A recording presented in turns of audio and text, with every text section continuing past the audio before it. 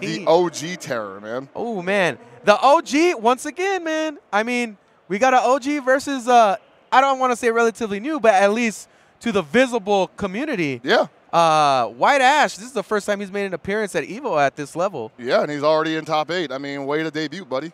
I mean, he really proved his mettle, man. I know he had played in a tournament a while ago and beat a lot of he has been highly making talented waves. players. He's been making waves, no doubt. But as far as the EVO scene goes, we did not get to see him. We didn't get to see him at WCS. We didn't get to see him at a lot of other events, too. So he's coming out here, and like Luis Cha, he's making everybody say his name. Yeah, he's proven his mettle, too, man. And give credit to ET consistently in EVO KOF top 8s and winning tournaments, being very consistent player, man. And he's looking real sharp in that shirt, don't you think? That looks really good on him. Yeah, he does, I like that haircut, too. Yeah, oh, man. He's a cool dude. He is a really cool guy. He's a really cool dude. And you got to imagine, he is so happy with these Clark buffs. Oh, I bet, man. He is in love again.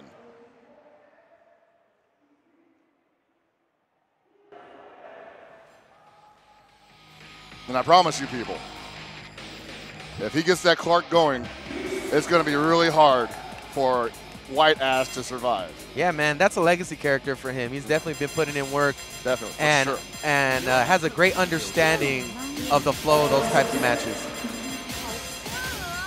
Ooh, I dig it. Another character that I feel is very strong. Undervalued, though. Very underrepresented. Yes. We've seen a lot of players who people did not expect to crack top 8 in majors have been using Maiden. That's a good point, yeah. Most notably Donkey. Donkey cracked top 8 at Combo Breaker. Yeah. And the star of the show was Maiden-kun. That's true, yeah. All right, decided to put Maiden-kun first, so we get to see this show from the get-go. All right. Yeah, point in Maiden-kun's pretty serious. This should be wild, man, this matchup. It's a good idea to do that against this Mien. He's got the pillow that'll make her think twice about her dive radius. Yeah, he's going to control space with that pillow and be able to start his offense, as opposed to constantly having to deal with it. Right, and she has to commit to a dive once it comes out, so he can just charge up that little flash kick thing right there. There it is. And White-AshK having some issues. We're going to have to force ET to really make some reads here in the air. Oh, he's just kind of autopiloting right now. Oh, lands on it. Can't go there, buddy. I like how he uses the pillow to just cover his run. That's really cool. Yeah, man, he covered distance. Yeah, man, he hold down that punch button. Oh, yup. Oh. Yeah, you get to do that. You get to do that. He made him make a decision, and when he made that decision, he was waiting for him on the ground. KOF the game, dude, is all about committing. A lot of people think that she doesn't have to commit to anything, but the truth is, as soon as she chose to go for that vertical dive down, she was in a world of hurt. And White-AshK was in a place where, I'm sorry, ET was in a place where he was pretty much safe. Yeah, he was pretty much safe. All he had to do was walk up. Oh, wow. He's like, get that out of here. Not buying. Oh, the cross-up classic. Tries to burn the meter. I think he has to right now. He needs to get this character out of here. He needs to gain the edge here. Wasting too much time on this Maiden-kun. And ET's so not giving it up. Whoa! Okay. How low can she go? All right, man. I'm very impressed by the way ET was able to control the match with Maiden-kun. Let's see if this translates over to his other characters. They've got a Benny Morrow out there, and I think pretty much everybody has a Benny Morrow at this point. Not much deviation in play styles. Would be safe to assume that people have a pretty decent understanding. Oh, man, lands right on that low B. And he confirms it off of one low B, too. That's guts.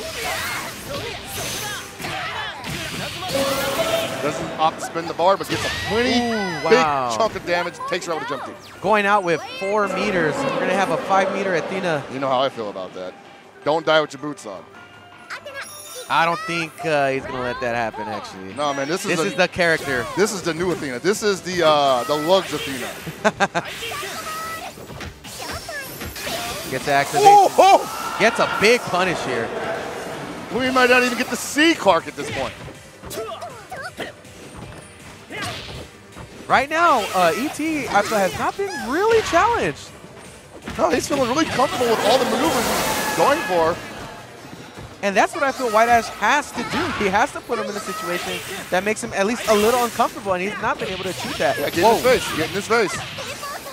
Oh, no, it doesn't fall for that. Not falling for that. You hate to see that happen, especially because that totally takes the wind out your sails. Yeah. Your mix-up did not work. Oh, but gets an activation anyways. Oh, does not opt to spin the meter, though. Oh, works out. Felt like he didn't have to, I guess. Player 1 wins. Here we go, guys. Final round. Oh, he went with Leona. Okay. I guess he feels the card challenge is not calls real. out that. I didn't even notice he picked Leona. My bad. Very close to getting a guard break. Can't do nothing about that. It's safe. Pressing buttons. That guard break is still close. Gotta look out for that. Coming alive. Coming alive. Wow. Takes it. From the jaws of defeat, snatches a supreme victory. Superb. Wow. He sped up full speed at the end. It just started rolling downhill. He just jumped on the boulder and started rolling downhill. All right, man. Wow. ET got put on his booty on that last Pretty one. hard, man. Pretty Yeah. hard. Like, I don't think he even got to do anything with Leona. Wow. Look, That he's was in it. pretty wild. Yeah. Dude. Look at his eyes, man. They never blink. Death. For They all. don't blink. Man. Oh, okay. Oh, he looked into the camera, bro. He's like- I'm sorry, I wasn't talking about it. I didn't mean it. He stared deep into your soul and says, I know you're going to jump.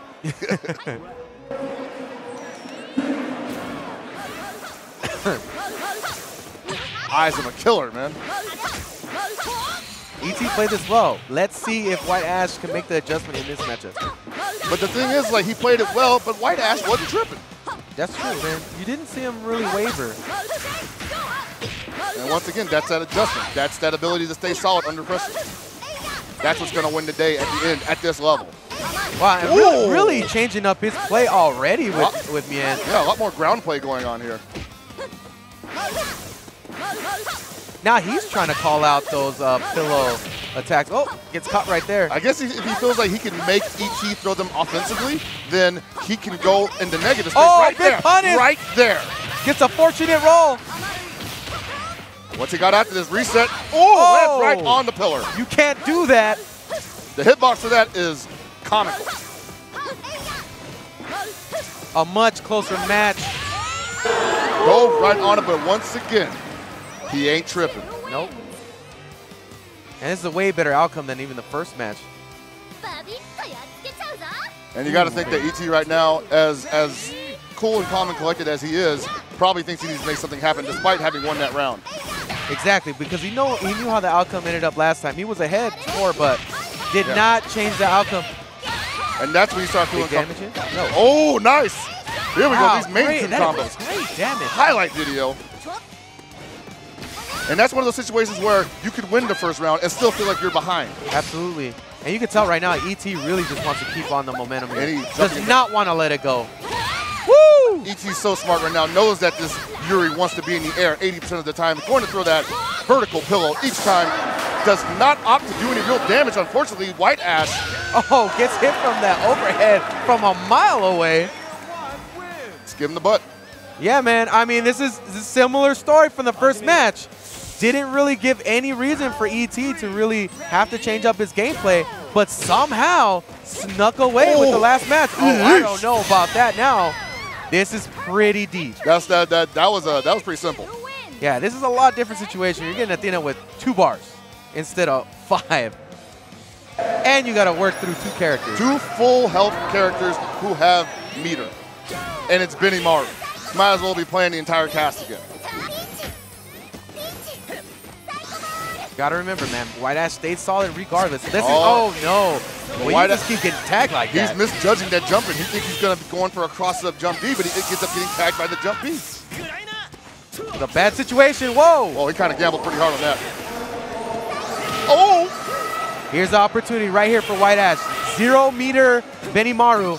This is your chance. Time to get risky. And if White-AshK somehow snatches this away from ET, you're going to hear a lot of screaming. You're going to hear a lot of screaming coming up. This is what happened last time. What's he got next? What's he got next? Uh-oh. Does he know? Oh! He does not know. He doesn't know. Woo! He doesn't know. Are we going to see a repeat of the first match? White-AshK says, "You're damn right you will." He doesn't know about the EX Javelin. He's been challenging it every time. You can't. You just got to let him do it. Oh, that's a problem. And this was no problem for White-AshK in the last round.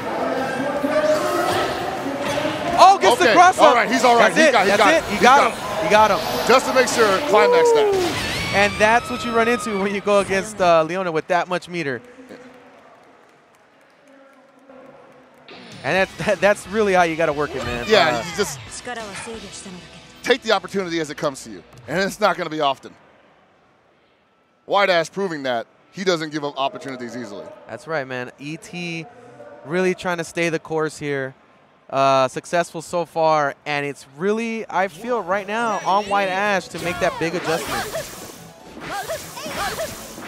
And White-AshK right now not falling for that pillow anymore. He just kind of wants to build meter, and if he sees the pillow's not out, he will go for the horizontal dive. Whoa, caught him jumping. And right now, actually, ET really working his horizontal game. Caught him poking, to close man. the distance. What are you doing? So White-AshK is being a lot more conservative. All right, he wants the hard knockdown. What's he got for him? Oh, lets him off the hook. Kind of teased him a little bit without doing the follow-up. Oh, man. He can't take too many much more. No, wow, big mistake. Yeah. That was a little tricky, though. I can see why he got hit by that, because there was a couple things going on there in that instance, and the last thing he was looking for was a low B. He definitely commit to other options. He was thinking about other things, exactly. Yeah. And that's what will happen in a game like KOF. There's so many things happening that you can't just think of all of them. You really have to make a commitment between two options. Right, so you think the best one, sometimes you think the best one is jump, and you think you jump, and you still get hit on the ground. Exactly. All right, White-AshK making a turnaround. Really didn't see much from Yuri before. Gets the cross up. Okay, he's got a setup after this. Landed in front. Is he going to stay solid? White-AshK. That sweep is going miles. And that down C. Okay, White-AshK staying solid. Yuri has appeared as a character for him and was not present in the last two matches. Oh, for sure, you know, and we all know how dangerous she can be, especially if he gets that cross-up, which is so good. But she has to get around that jump B from Benimaru. I feel like this matchup can open up for him. Yep. Oh, man, did that jump B too early. Oh, whoa! Wow! It comes out anyway. I didn't know that. Oh, man. Dip. When you thought he had the opportunity to punish there, he didn't. And ET just going all out right now, just like, please. Wow. Well, give me a reason to spend my meter. Give me a reason. Pretty much, man. That's the name of the game. Give me a reason to not stop being in your face with all this action. And White-AshK lives for that action, apparently, because he's been eating it up all Yeah, match. that's right. And now we got Benimaru versus Athena. Oh, man. Oh, gets a full punish optimized. I got to mute myself. Darn. Oh, man. And that's happened more than a few times where he's been able to, like, reward it with those jump-ins. Wow. What was That's not good for you, buddy. Oh, man, that might have been a command grab setup, but got a vertical hop instead. What? Oh, still has him on his heels. ET trying to get away from that. He knows what's going to happen if he lets her get off the hook. About to take this ET. He's just got to stay solid here. Well, pretty much over, yep. And ET playing that solid as possible. Maybe a little anticlimactic at the end, but still, he knew what he needed to do. And he knew he was not doing anything about that 6-leg sweep. I mean, even ET kind of just shook his head. Like, he wasn't real proud of that performance. Hey, you know, sometimes you just got to take it as it comes. Yeah, and often we have these conversations about players who we see play at a ridiculously high level that sometimes they just need that challenge to really be able to turn it up. Yeah. You know, fortunately for ET, he didn't get put into loser's bracket to set off that fire, you know? Yeah, and I got to say that, you know, sometimes when you get put in the loser's bracket, even when you're in that top level, you're not able to turn it on. Sometimes somebody like ET might see that as like, oh, no, my path that I set in front of me didn't go exactly as planned. And you get stuck thinking about what should have happened and not thinking about what's going to happen. Well, what's good right now is that this is really early in the matches.